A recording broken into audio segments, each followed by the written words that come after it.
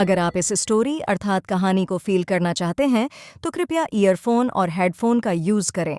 चलिए शुरू करते हैं। रंगभूमि उपन्यास के नायक श्री सूरदास जी हैं। वे अंधे थे और एक छोटी सी झोपड़ी में निवास करते थे। एक रात लगभग 2 बजे उनकी झोपड़ी में आग लग गई। यह आग भैरों ने लगाई थी। भैरों का अपनी पत्नी सुभागी से झगड़ा हो गया था। उस झगड़े के बाद सुभागी कुछ समय के लिए सूरदास जी की झोपड़ी में रहने लगी थी। भैरों को यह बात अच्छी नहीं लगी, इसलिए उसने बदला लेने के लिए झोपड़ी में आग लगा दी। यद्यपि बाहर से उसका नाम सामने नहीं आया, परंतु भैरों ने स्वयं जगधर के सामने स्वीकार किया। उसने कहा, दिल की आग तो ठंडी हो गई। आग लगने पर सूरदास जी दौड़कर वहां आए। वे चुपचाप खड़े होकर जलती हुई ज्वालाओं को देखते रहे। बजरंगी ने आग का कारण जानना चाहा। जगधर ने पूछा, अरे सूर्य, क्या आज चूल्हा ठंडा नहीं किया था? इसका उत्तर नायक राम ने दिया। उसने कहा, यदि चूल्हा ठंडा किया होता तो दुश्मनों का कलेजा कैसे ठंडा होता? जगधर को आशंका हुई कि कहीं आग लगाने का संदेह उस पर न किया जा रहा हो, इसलिए उसने सफाई देते हुए कहा कि उसे इस घटना के विषय में कुछ भी मालूम नहीं है। थोड़ी देर में आग बुझ गई। लोग इस दुर्घटना पर तरह तरह की बातें करते हुए वहां से चले गए। चारों तरफ सन्नाटा छा गया, किंतु सूरदास जी वहीं बैठे रहे। उन्हें झोपड़ी के जल जाने का दुख नहीं था। उन्हें दुख था तो उस पोटली का, जिसमें उनकी जीवन भर की कमाई सुरक्षित थी। यही पोटली उनके भविष्य की योजनाओं का सहारा थी। उन्होंने सोचा कि पोटली के साथ सारे रुपए भी जल गए होंगे। उसमें पूरे 500 रुपए थे। सूरदास जी इन पैसों से पितरों का पिंडदान करना चाहते थे और अपने पुत्र मिठुआ की शादी करके घर में बहू लाना चाहते थे। वे अटकल से झोपड़ी के अंदर घुसे। राख अभी भी गर्म थी, फिर भी उन्होंने साहस करके उस जगह की राख टटोली जहां उन्होंने पोटली रखी थी। उन्हें तवा मिला, लोटा मिला, पर पोटली नहीं मिली। इस पर उन्हें अपनी लाचारी पर गहरा दुख हुआ। उधर जगधर भैरों के पास गया और उससे कहा कि सब लोग उसी पर शक कर रहे हैं। नायकराम ने तो यहाँ तक कहा कि वह कड़ा कदम उठाएगा।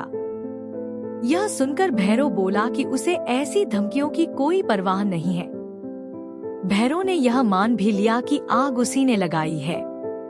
उसने जगधर को वह थैली दिखाई जिसे वह सूरदास जी की झोपड़ी से चुरा लाया था। उस थैली में 500 रुपए से भी अधिक थे। भैरव ने कहा कि यह रुपए उसके अनुसार सुभागी को बहका ले जाने का जुर्माना है। जगधर ने उसे रुपए लौटा देने की सलाह दी। हालांकि उसकी सलाह के पीछे ईर्ष्या की भावना छिपी थी। यदि भैरव आधे रुपए उसे दे देता तो उसे तसल्ली हो जाती। जगधर का मन ईर्ष्या से भरा हुआ था। वह वहां से लौटकर सीधे सूरदास जी के पास पहुंचा। सूरदास को राख इधर उधर करते देख जगधर ने पूछा, अरे सूरे, क्या ढूंढ रहे हो? सूरदास जी थैली का जिक्र छिपाते हुए बोले, लोटा, परात, तवा देख रहा था। जगधर ने पूछा, और वह थैली किसकी है जो भैरव के पास है? यह सुनकर सूरदास चौंक गए। उन्हें समझ आ गया कि भैरव ने आग लगाने से पहले वह थैली निकाल ली होगी, परंतु वे अपनी जमा पूंजी का रहस्य जगधर के सामने प्रकट नहीं करना चाहते थे। इसलिए उन्होंने कहा, मेरे पास थैली वैली कहा होगी किसी की। थैली होती तो भीख मांगता।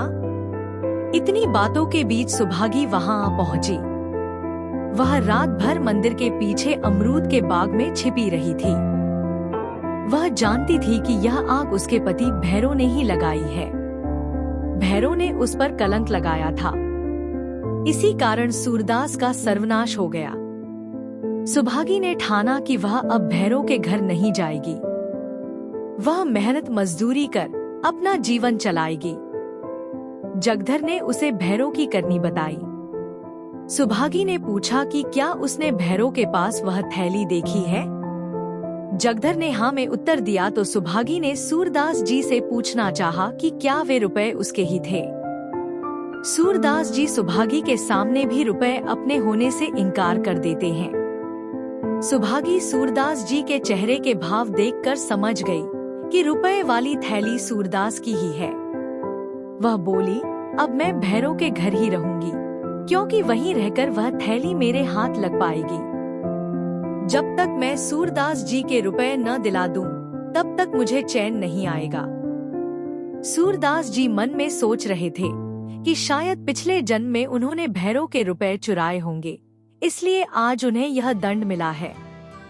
ये रुपए तो उन्होंने अपनी मेहनत से कमाए थे। वे सोचते थे, क्या मैं फिर से काम करके पैसे नहीं कमा सकता? परंतु उन्हें एक चिंता सताती थी, बेचारी सुभागी का क्या होगा? भैरव उसे अपने घर में कभी नहीं रखेगा। वह कहाँ जाएगी और कैसे अपना जीवन चलाएगी? यह सब सोचकर सूरदास जी बहुत रोए। इसी बीच सुभागी जगधर के साथ भैरव के घर की ओर चल दी।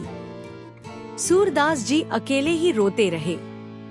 तभी उन्हें एक आवाज सुनाई दी, तुम खेल में रोते हो। यह बात घीसू ने मिठुआ को कही थी। इस बात को सुनकर सूरदास जी को एक नई समझ आई, मैं तो खेल में रोता हूँ, यह तो बहुत बुरी बात है। सच्चे खिलाड़ी कभी नहीं रोते। वे धक्के खाते हैं, बाजी हारते हैं, लेकिन मैदान में डटे रहते हैं। यह सोचकर वे उठ खड़े हुए और विजय का गर्व मनाते हुए राख के ढेर को दोनों हाथों से उड़ाने लगे। मिठुआ ने आकर पूछा, अब हम कहाँ रहेंगे? सूरदास जी ने कहा, हम नया घर बनाएंगे। हम हर बार नया घर बनाते जाएंगे, 100 लाख बार।